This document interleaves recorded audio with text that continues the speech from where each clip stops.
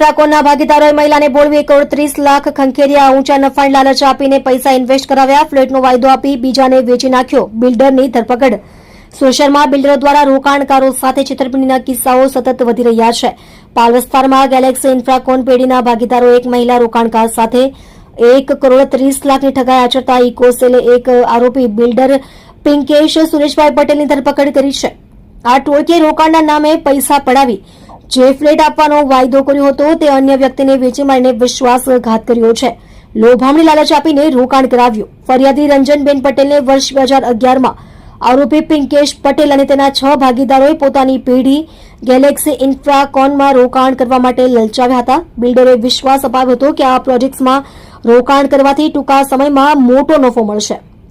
આ વિશ્વાસમાં આવીને રંજનબેને પેઢીના ખાતામાં 85 લાખ અને પિંકેશ પટેલના વ્યક્તિગત ખાતામાં 15 લાખ મળી કુલ 1 કરોડનું રોકાણ કર્યું હતું.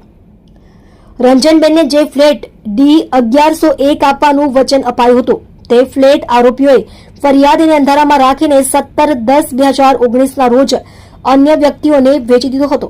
પોતાની સાથે છેતરપિંડી થઈ હોવાનું જણાતા મહિલાએ પોલીસનો સંપર્ક કર્યો હતો.